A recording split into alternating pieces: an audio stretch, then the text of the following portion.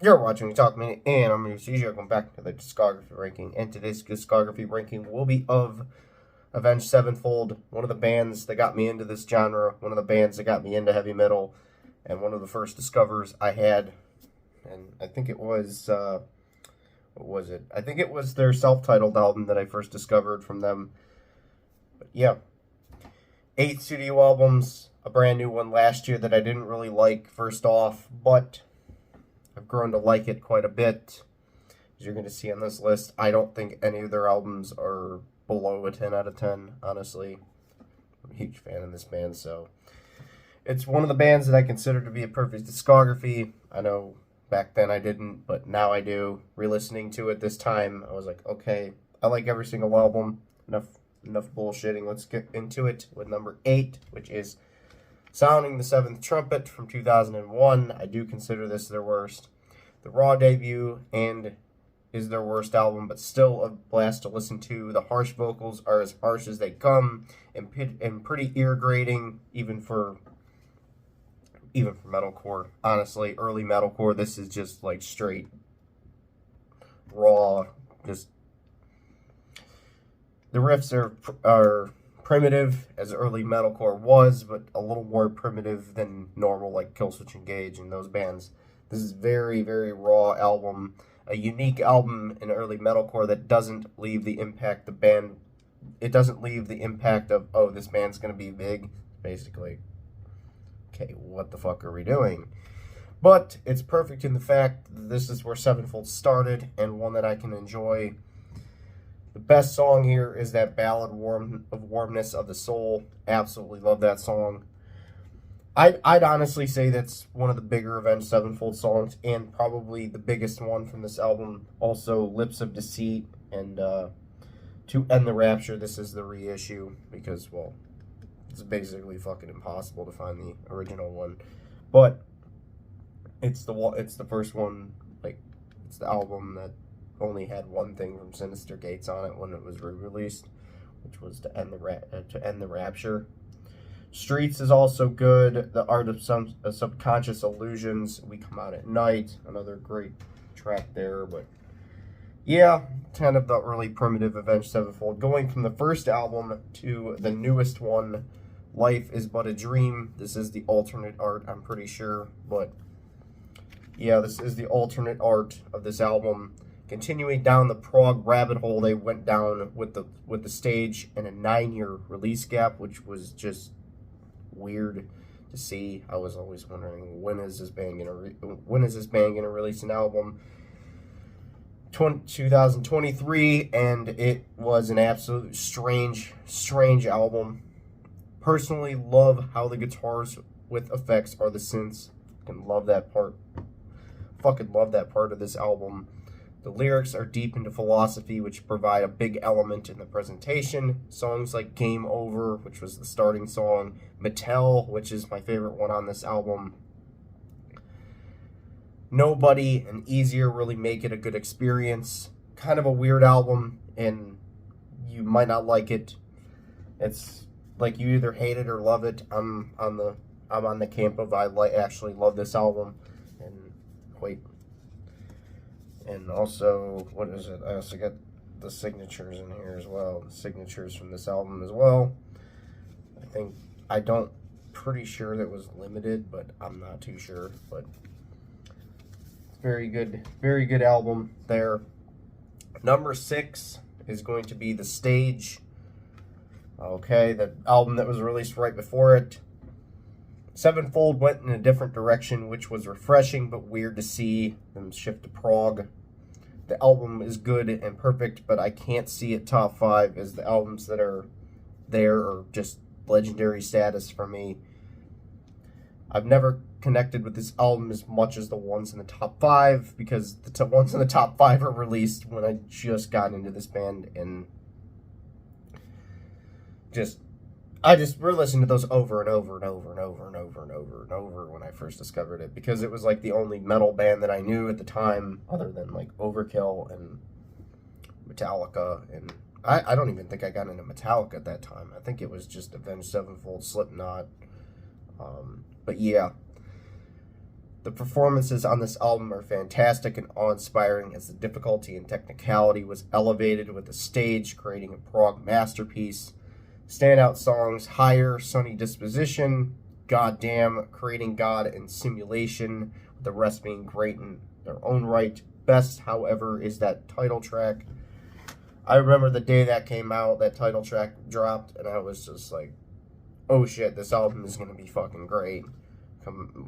I thought, oh shit, this album is going to be fucking great when it came out, and well, it was, but it doesn't live up to the hype of the top 5. It doesn't go up to the top 5. No fucking way. No way in hell that one's going to get top 5 with the ones that are top 5.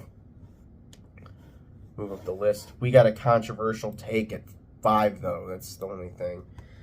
Number 5 is going to be Nightmare from 2010, which is going to be a very controversial take for not making top 3, but a fine album that delivers what I'd want from Avenged Sevenfold.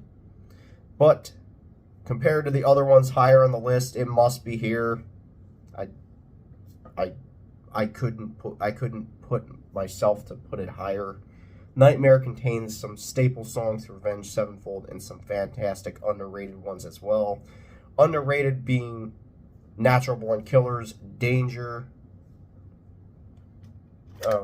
Danger Line, and Fiction, which is the song the Rev wrote before his passing. Absolutely, that song is fucking fantastic. Honestly, it's one of the more underrated songs. Doesn't get talked about too much, but Fiction, I fucking love that song. I fucking love that song so much. The heavy hitters on the album really hit hard, aka the title track, So Far Away, and Welcome to the Family. But this album has the song Buried Alive, which is a half ballad, half hard-hitting metal song, which is just so fucking inventive and one of, if not the best Sevenfold song out there.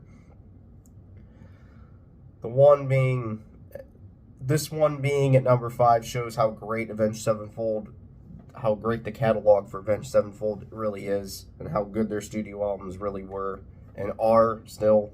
Like, the fucking re-listening value to a lot of these Sevenfold albums are just massive. And this is going to be a long-ass video because I have a lot to talk about with these albums, because I've listened to these albums thousands of times. Number 4 is going to be another controversial take, Waking the Fallen from 2003. The second album in the final metalcore album. This album was a statement that Avenged Sevenfold had it at the time. It was like a statement of, okay, going from Seventh Trumpet to this, like, is fucking huge. It's not anything to be taken lightly. Waking the Fallen is a 2000s metalcore classic, an early metalcore masterpiece, up there with some of the other early metalcore releases like Killswitch Engage's second album and some of the Shadows Fall albums. That I want to fucking rank. I want to rank Shadows Fall. I've been fucking putting that one off, but yeah, just songs like the classic Unholy Confessions, Chapter 4, Second Heartbeat in the Clairvoyant Disease try this album with intense riffs and fantastic production. Oh, and it's the album that was the full, like, album introduction to Sinister Gates, which that's just another thing to mention. Best song, however, on this album is Eternal Rest. Might be a weird pick for this album because most people would go for either Chapter 4 or Second Heartbeat or Unholy Confessions. But yeah, Eternal Rest is by far my favorite song on this album. Number 3, Hail to the King might be a controversial one. Might be a controversial take on the list. I think Hail to the King is one of Sevenfold's best albums, having the sound of an old school metal record that hits even with the lesser value tracks like Requiem, Heretic, and Coming Home, and even Planets, which gives us a sneak peek Planets would give us a sneak peek to what would happen on the stage, because yeah, there's just some weird stuff going on with Planets. The big hitters are hard-hitting and pack quite a punch. Hail to the King doing Time and This Means War, and Shepherd of Fire, which is my favorite on the album and a fantastic opener. Just the punch continues even with the underrated back half of the record. I don't get people's dislike for this one, as I find most of these songs in my rotation when wanting Sevenfold, and one that I'll put on quite often when wanting Sevenfold. It's like this, the one that's at number 2 and the one that's at number 1 that are like the go-tos. Number 2 is going to be the self-titled 2007 album. Following Sevenfold's best album, the self-titled delivers on a similar level and is a fantastic follow-up.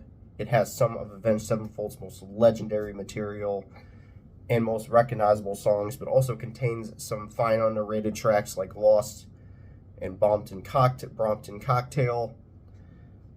The sound is much more drawn into heaviness and chorus-driven than the previous, taking it to a more heavy ride. While City of Evil, you've already know that one's number 1 because, yeah, it hasn't come up yet, and we were already to number 2. But what's more melodic, there's even a love song about necrophilia called Little Piece of Heaven, which is one of my favorites. The classics, critical acclaim, Gunslinger, Afterlife, and Scream punch it in the beginning while not letting up, even with the underrated songs later. Best, however, is the second song on the album, Almost Easy. Honestly fucking great. Honestly great fucking album. And the last one with the Rev being like a full member before his passing as well. Just fucking epic songwriting on this album. I love this one. I love that album, but I love City of Evil a lot more, which is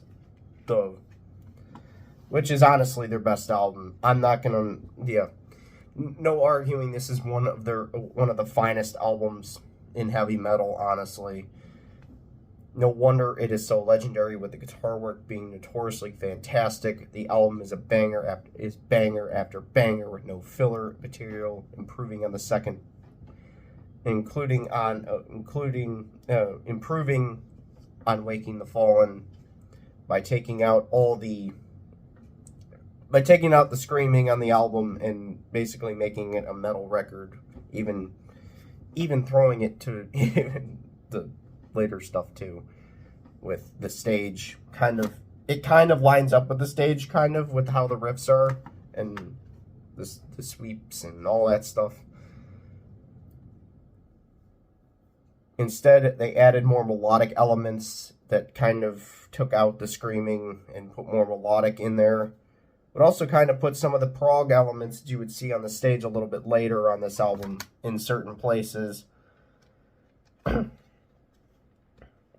Just thrown in there for good measure. But the production is perfect with every instrument. The solos are breathtaking. Just an absolute perfect album. I'd say this is one of the most influential albums of the 2000s. And I'd even say it's one of the most inspirational metal albums ever released. Best song here is every single damn one of them. I'm not going to pick. I can't pick which is the best song on this album. Yeah. Fucking epic album. And honestly, my favorite Avenged Sevenfold album. But yeah. That's how I rank Sevenfold. Hope everyone liked it. It was fun re-listening to all these albums again because, yeah, it was just a big throwback. But so it's gotta end. It's gotta end sometime. It's gonna end now. Hope everyone liked it, and I will see everyone whenever I decide to upload again, which near future. But yeah, peace.